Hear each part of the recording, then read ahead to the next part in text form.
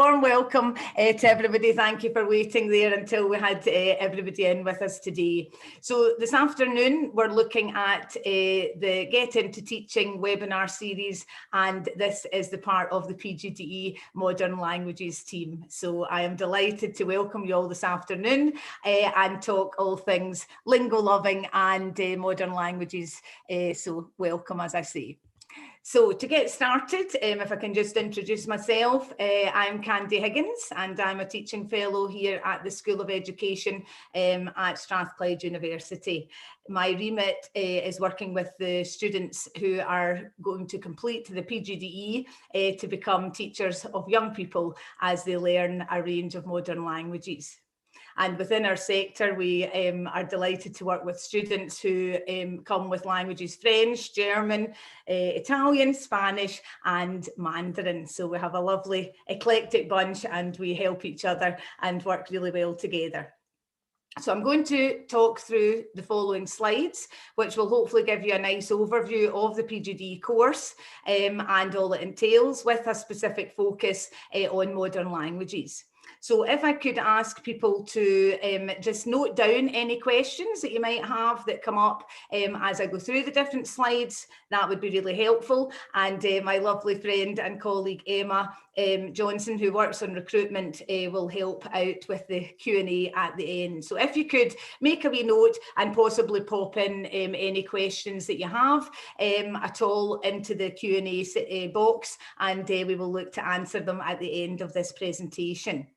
Should there be anything that's maybe outstanding and you still have any further questions that we could help with, if I could ask you please to contact the PG inquiry team on the link there, the email address or the inbox that is there on the screen. So I'll just leave it there for you for a minute, just so you can make a wee note. has-pg-inquiries@strath.ac.uk. Okay, so we'll continue. So basically, it's just nice to introduce ourselves and look at the establishment that you would be coming to be part of as you started your journey on PGDE Modern Languages to become a teacher of foreign languages. So we're really, really proud of our roots, you know, in terms of the School of Education at Strathclyde, and we're super proud of the fact that we work with roughly, I think, about 60 to 65% of all teachers who become provisionally qualified in Scotland come from our amazing School of Education here at Strathclyde as part of our PGDE cohort. So you can see there on the screen that we have a lovely history, dating right back to 1837 with David Stowe.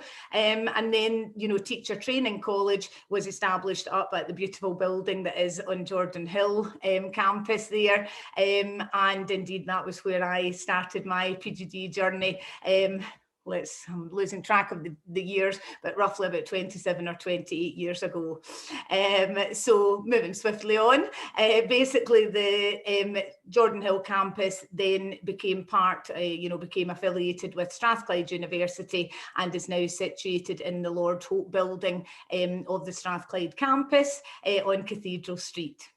And as you can see there, we have alumni from all over the world of University of Strathclyde students, but most importantly, we have a PGDE Modern Languages family, really, which is affectionately called Tuesday Club, because on the PGDE course, the day that we meet all the PGDE students doing languages is a Tuesday. And this is my 6th year working here at the School of Education in my current role, and it's lovely to follow lots of ex-students on Twitter and see the Tuesday Club family expanding hugely. And currently our students are in schools, and it's an absolute pleasure to see that staff within the departments where they are indeed ex-students of mine, and my associate tutors, and they're indeed ex-Tuesday Clubbers, and so they're able to support the new members of the family as they work through their PGDE year.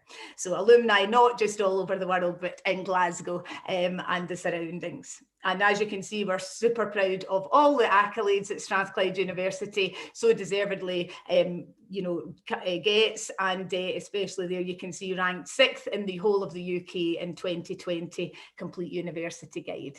So it definitely is a place to come to, and the staff are so collegiate, and really the student experience is of paramount importance to all of us, and you can definitely be rest assured that you'll be welcomed and supported throughout your journey.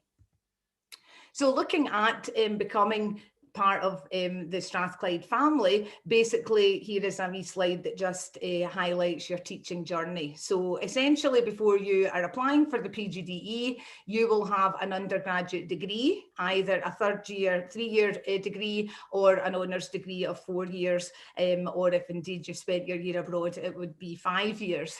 You would then make sure that the undergraduate degree had the correct components and requirements which are required to be able to become a teacher of languages, and you would then start the PGDE with me here at Strathclyde. So basically the PGDE, as you can see here, is 10 months, which is a very intense 10 months, and probably, you know, it will be a very challenging 10 months, but also the quickest 10 months of your lives, I'm sure. And you will meet lots of really close friends throughout your journey there as you support each other. So at the end of the PGDE, you will then hopefully have successfully met all the requirements, the standards for provisional registration with the General Teaching Council, and therefore be provisionally registered. Following the PGDE year, you then get a year in school, which is essentially called the Teacher Induction Scheme. TIS, in other words. We have lots of acronyms here at the university, and there'll be more to come, as you can see, with some of the modules on the course. But the TIS scheme, the Teacher Induction Scheme, is essentially when, you know, students then become probationer teachers, or NQTs, you might have heard, which is newly qualified teacher. And this means this scheme ensures a year, as long as students are eligible, they have a year in school to become fully registered with the General Teaching Council. So after the PGDE, you go on to working in schools with staff as a newly qualified teacher, but you will still be observed against the standards for the General Teaching Council, and with experienced staff, you will hopefully have proved and give evidence of being able to reach full registration and become a fully fledged teacher of modern languages. You can see there as well in the last little bubble that we have the flexible route. So where people maybe due to commitments or different things that happen in life are unable to commit to a full year of doing the TIS scheme, you can decide to look at the flexible route, where essentially you provide evidence and become fully registered with the General Teaching Council on your own, really. So there's lots of guidance on our website and on the General Teaching Council website about the flexible route, and essentially because it's not a consistent amount of months, you're not doing it in the 1 year, it means that it takes you a wee bit longer to become fully registered, but for some applicants that is maybe the best route for them, and it's absolutely one that you should look to follow. So again, lots of guidance on our website or the General Teaching Council website there, should that potentially be an option for you. When we're looking at the PGDE course overview, the course, as I say, is 36 weeks, and 18 weeks of this will be on campus, or this year, our Zoom campus, where we have been meeting and working with our fabulous students through our little Zoom boxes, and 18 weeks on school placement, where the students are currently working with experienced staff and pupils in schools across Glasgow and wider areas. So you can see in brackets there, student placement scheme, and this basically indicates that the schools where students are matched to are in accordance with the postcodes that students give to the course support team when you're registering on the PGDE. So if you live in a postcode, for example, through in Edinburgh, you would be required to come to Glasgow to come to campus classes.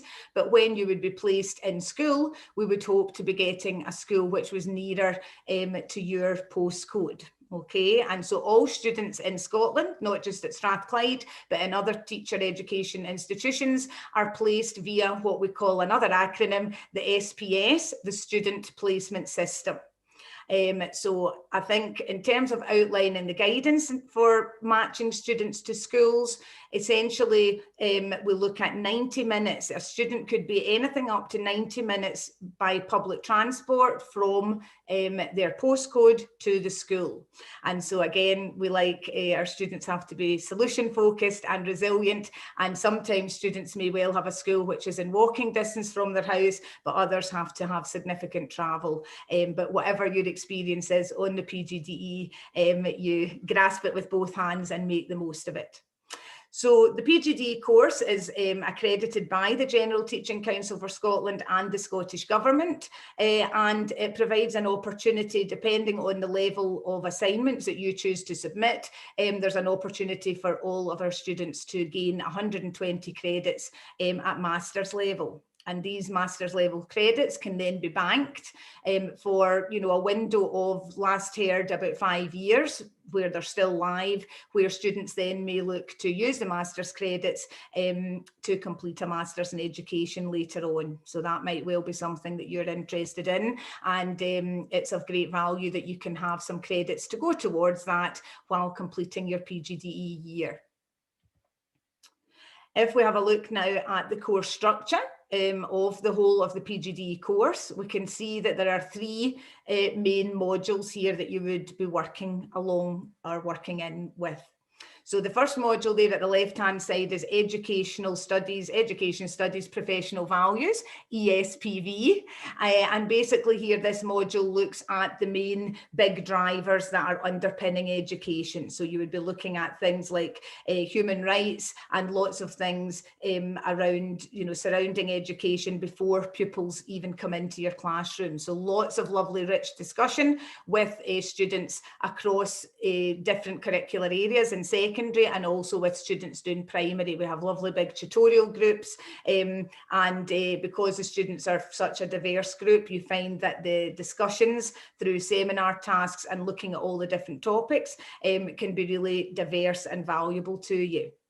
The second module that we look at is called Professional Learning Through Inquiry, PLTE, and any of you who have been able to look at the GTCS standards for registration will see that professional inquiry has really become a huge focus for teachers, where basically excellent teaching and learning means that we are constantly inquiring, we're constantly looking at the young people that we're privileged to work with, and we're constantly looking at things or areas that we could continue to read, research, improve our practice on, and ultimately enhance the learning experiences of our pupils.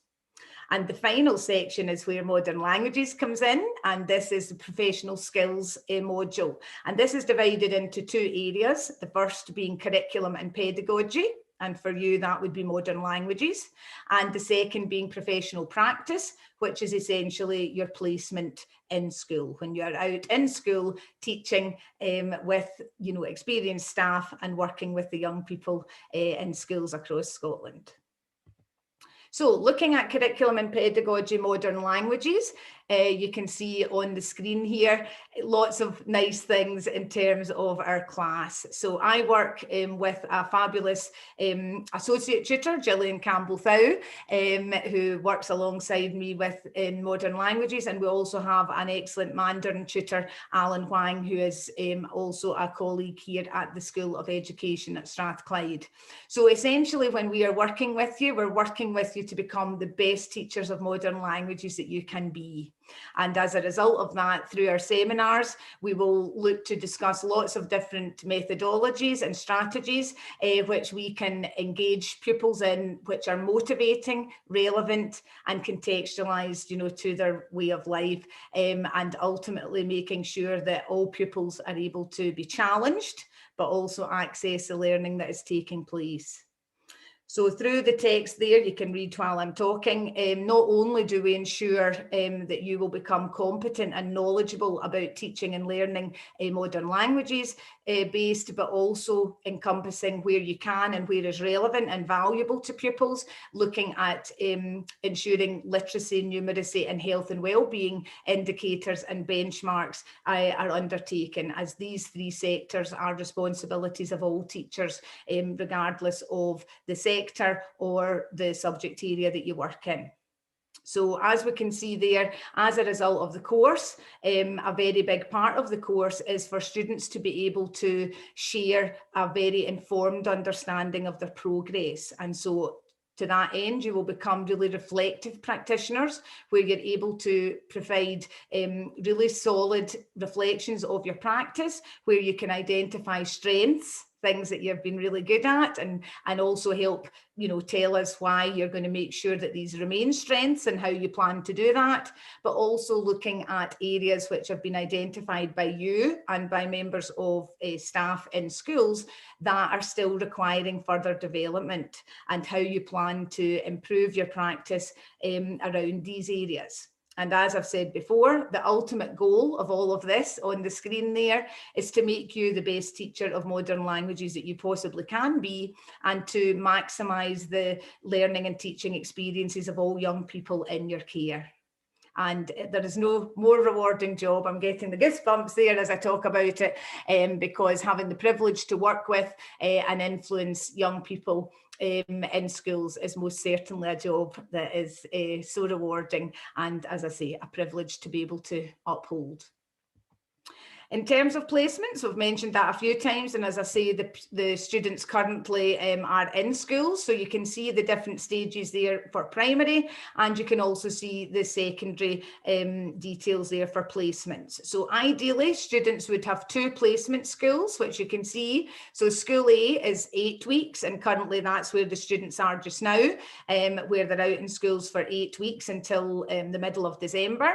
And then school B, basically you would be out on placement in February for 5 weeks, then it would be the Easter holidays, and then you would be out for another 5 weeks until roughly the end of the course, around sort of May time.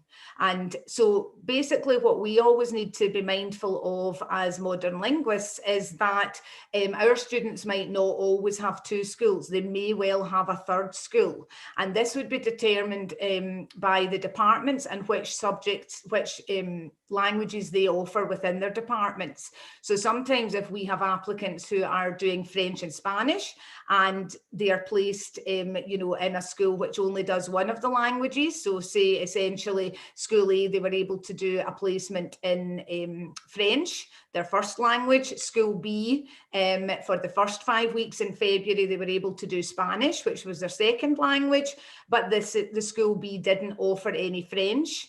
Then the student wouldn't be able to go back to school B in the final term from Easter holidays onwards, because they would have to do a second placement in their first language, which would be French, in which case the student would then be found another school, and you essentially would then have 3 placement schools. So for people who are doing a single language, you would be, you know, obviously doing your same language in all of the placements. And where you are somebody who has 2 languages, you would be asked to decide, or we'll look at in subsequent slides here, will be the recommendation of why one language becomes your first language and one becomes your second language. And in terms of placements, ideally you would have 2 placement visits from your tutor, which would be me or my associate tutor, and 2 visits in your first language and 1 visit in your second language. So again, we would be working out what was the best route for you, depending on your qualifications. So we'll go on to that in a subsequent slide there. I won't touch on that at the moment, but just to carry on with the PGDE course in general, looking at assessment. So you can see that there are 3 aspects which students are assessed on throughout the PGDE year. And the first point is placement experience. So as we've said, assessment is when you are in schools teaching and leading learning with young people. And essentially, obviously the experienced staff who are in school will be assessing you and giving feedback, and they will work in partnership with me or the dedicated associate tutor, and we will be looking at grading your teaching and learning and your progress against the General Teaching Council standards.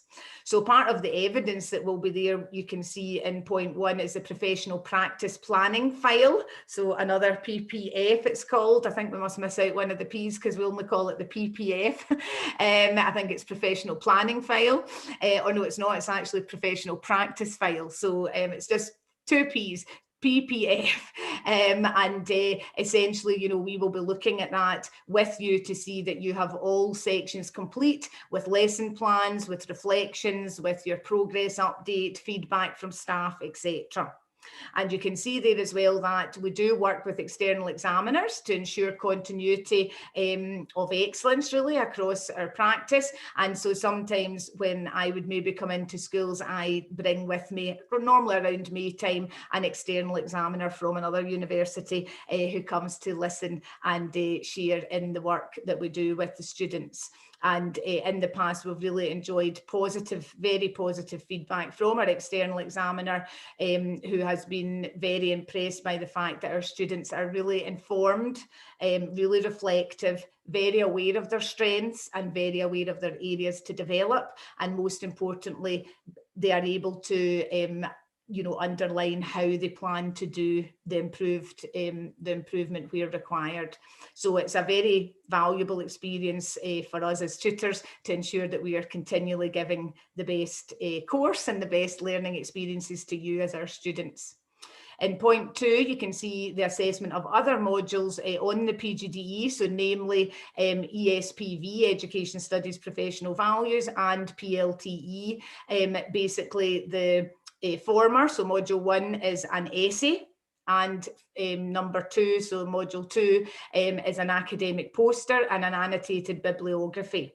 And in terms of our C&P, so curriculum and pedagogy, the assignment there is a presentation where you would present 3 lessons, a series of 3 lessons that you have taught while you've been in school, and you would share your reflections, feedback and areas to develop and action points as a result of reflecting on that series of lessons. So basically you can see it's a nice variety of assessments, and you can see there it tells you that there are no exams, but we could maybe argue that you probably feel your whole PGDE is a bit of an exam, because teachers and tutors are always watching you with a very supportive eye to help you be the best teacher you can be. And the final point here on the slide, point 3, talks to us about coursework, and just basically underlines what I've mentioned before, that all of the aforementioned assignments could be completed at either level 10, which is diploma level, or level 11, which is master's level. And if students then obviously complete and are successful in terms of passing the assignments at master's level, that is when you will achieve the 120 credits or however many credits you complete in terms of assignments at master's level, and your PGDE will be awarded regardless of whether you do diploma or master's level credits. But the importance is, if you're looking to use your master's level credits moving forward, then obviously you would submit at master's level.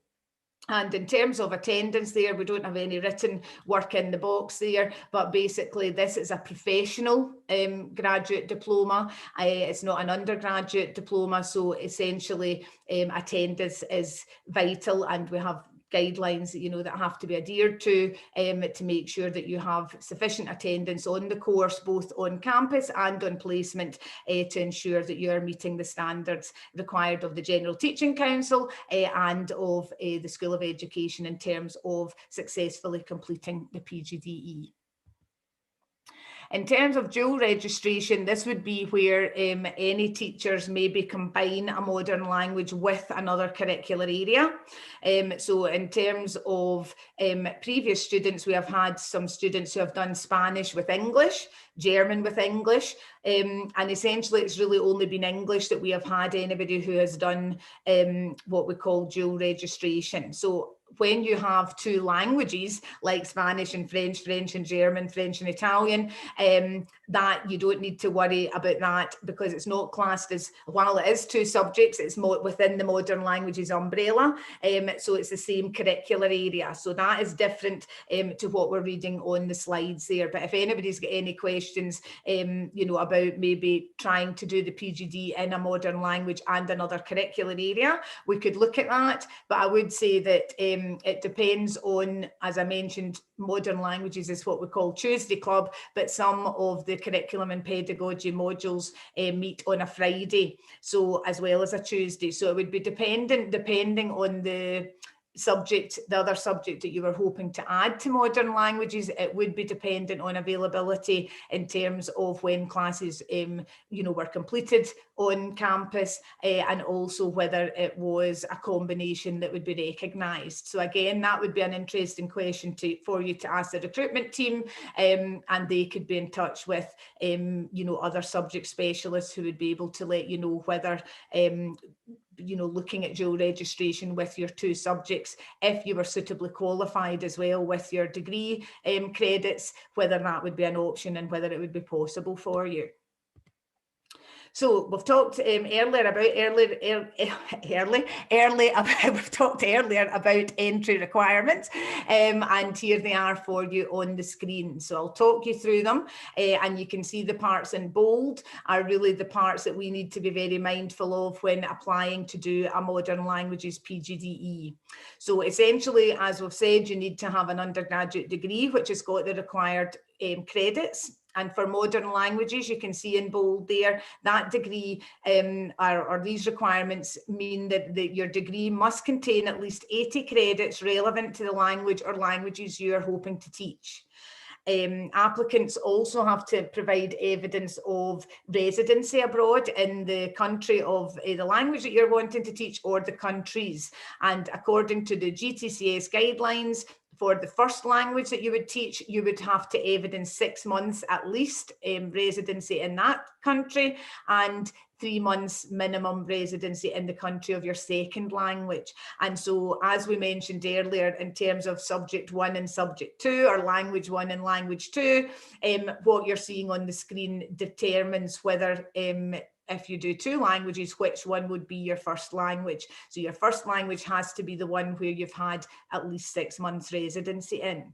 So sometimes that's an easy decision for our applicants, because they always have one language that they've spent maybe a year abroad, and the second language, you know, they've done less time, and so that becomes language 2. But we do have applicants who have maybe had 2 or 3 years in each country, and in which case that would be up to you to decide then which language you would want to have as language 1 and language 2.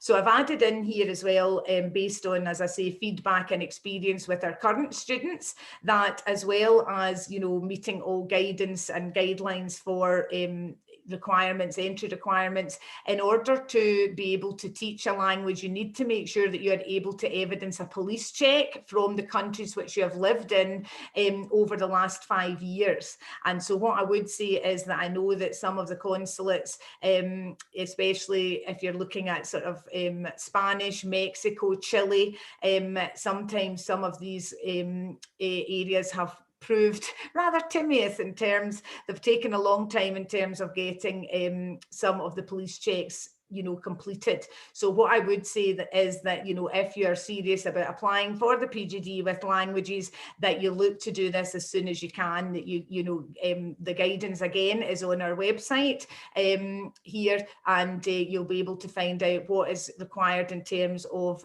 getting a police check from countries that you've lived in the last 5 years. And I would certainly recommend that you look to do that as soon as you can, so that the documents are there.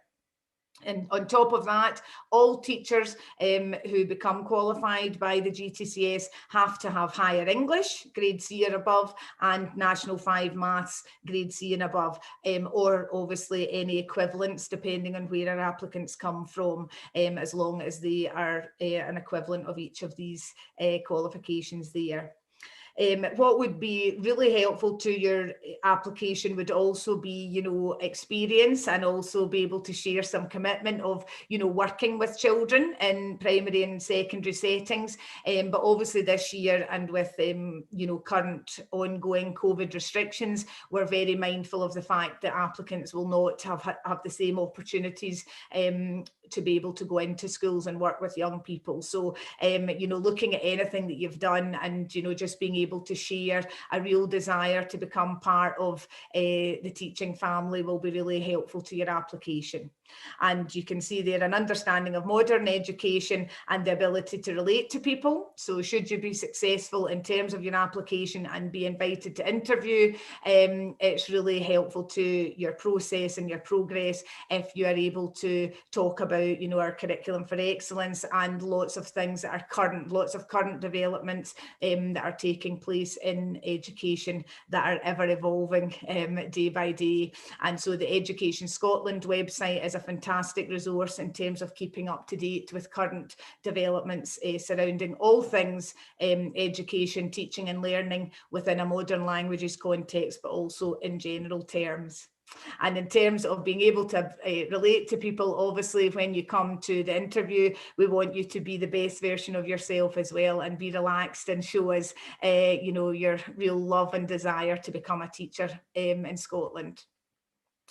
And in terms of the application process, again, my lovely colleague Emma Johnson will be able to help if we have some questions around this. But essentially the applications take place via UCAS, the UCAS system. You can see the closing date there of the 15th of January next year. And essentially with your application, you're required to send documents which will support your application. And you can see there that that is essentially within 21 days of your UCAS application. And supporting documents, you'll be able to read specifically what they are on the website, but obviously it would be what we've just talked about, the transcript of your degree, evidence of your residency abroad as well in one or two languages that you're hoping to teach, and any other vital information that would support your application. It would be really helpful and essential really that you forward these on to the team. And based on the applications, then hopefully you will be successful and invited to interview, and I will really look forward to interviewing you and talking through all your ideas and thinking at that stage. And thereafter, should your the decision will be passed to the team, and the team get back to you via UCAS to see whether your application and your interview have been successful, whether you have a conditional offer, maybe if some people have still got a degree outstanding, whether some people are upskilling and getting higher English or Nat 5 maths, etc. And the conditional offers are absolutely fine to be offering, as long as you have all the conditions met by the start of the PGDE course in October. That would be wishful thinking. In August, we like to see you earlier than October. It's in August, around the middle of August. You may well have an unconditional offer, in which case you've met all the requirements, and it's up to you whether you would like to take the offer. And for any unsuccessful applications or interviews, we always pride ourselves in giving really helpful feedback to help applicants maybe look at reapplying in future years, what is really required to help you have a more successful application and interview meeting. We can see there the final thing there is any international students would apply via Pegasus, and again the guidance is on our website, and the recruitment team are more than happy to help people follow the process and get everything in place. And in terms of fees and funding, again, you can just read here in terms of people who may well be eligible for funding and tuition fees. And what would be a really useful website to look at in the undergraduate section, strangely enough, although the PGDE is the postgraduate, but that is where you would look. And so that's the SAS website there. So again, maybe something useful for you to note down.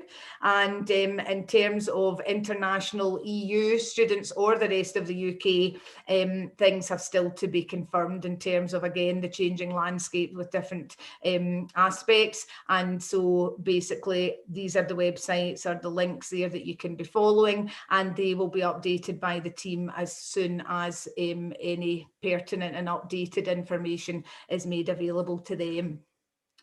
So that is the end of the presentation, and I hope it's been helpful and informative to you all. And now what I'm going to do is I'm going to stop sharing the screen, and I'm going to invite my colleague Emma to see, Emma, if there have been any questions in the Q&A that you and I can hopefully answer together. Is there anything that's come up? There is nothing at the moment, so you must have covered everything in your presentation. Oh my goodness, well, I hope so, and I hope I didn't speak too fast. Have we been okay? Am I doing okay time-wise? Time-wise, you're doing absolutely fine. So if anyone's got any questions, just down the bottom of the screen, there's a wee Q&A box. If you've got any questions, please feel free to put anything you want to know. But yes. Yeah. Oh, there's a wee question from Michaela. Let's just see. Flexibility around the 3 months abroad requirement for your second language. Yeah, Michaela, that's an excellent question. Thank you for starting us off with the questions. Yeah, basically what I should probably have mentioned is that residency, whether it's your first or second language, doesn't need to be concurrent. So as long as you have paperwork which evidences the full 3 months or the full 6 months, then, you know, that's absolutely fine. So as you've said, for second language, people, you know, we often find that sometimes the residency is taken in blocks, in different blocks. So I think hopefully, is that what you mean via flexibility? That's absolutely fine. And also at this point, it probably would be helpful to say that, you know, in terms of residency, applicants maybe go and work and live abroad, but also you have the opportunity of potentially doing an intensive language course in the country, you know, of the language that you're speaking. And so intensive language courses are actually double weighted. So rather than having to do 3 months, 12 weeks, you know, if you did an intensive language course or courses, essentially that would be, it would only take 6 weeks, but we would maybe have people who would do 2 weeks course in one summer, then back again at Easter, etc. So there is certainly flexibility there, Michaela. Basically the important thing is the fact that, you know, at the end of the day, Emma and the team have evidence that you have completed the required time, which would be 3 months or less, as we've said, if you did intensive language courses. So Michaela, can you let us know, is that okay? Oh, good. We're happy about that. That's the first one. Thank you for being a nice question that I was able to help with. So I've got a few more questions. So Victor's asking about fees for EU students. When will they be confirmed? So they're still under discussion at the moment, but as soon as the fees are confirmed, they'll be updated on our website. So please just keep checking our website for confirmation of the EU fees. Thank you, Emma. Kirsty is asking roughly how many places are available per language each year. I understand it probably changes depending on demand, just to register how competitive it is. Yes, Kirsty, lovely to hear from you here. We've been in touch before. Yeah, essentially, as you've pointed out, it does vary. And so Emma and I have had meetings recently, and obviously we will await the government targets that are set for Strathclyde and other institutions. And so essentially, you know, that's when we'll really know what the, you know, the sort of places are for each of the languages. But what I can share with you is that, you know, single Spanish is particularly limited in times, as I've talked about, you know, the placement windows, you know, it's in terms of making sure that students are able to be placed in schools. Often currently schools maybe do Spanish from 3rd year and above. And so as a result, they don't have junior classes, which can restrict opportunities in terms of student placements. And Italian, I would say, is another one which is quite restricted. So basically, to cover all bases, Kirsty, what I would say is get your application in as soon as you can, because as you say, we don't know yet. It's exactly as you've pointed out, you know, the guidance will be in terms, we'll get told that, but we don't have that at the moment.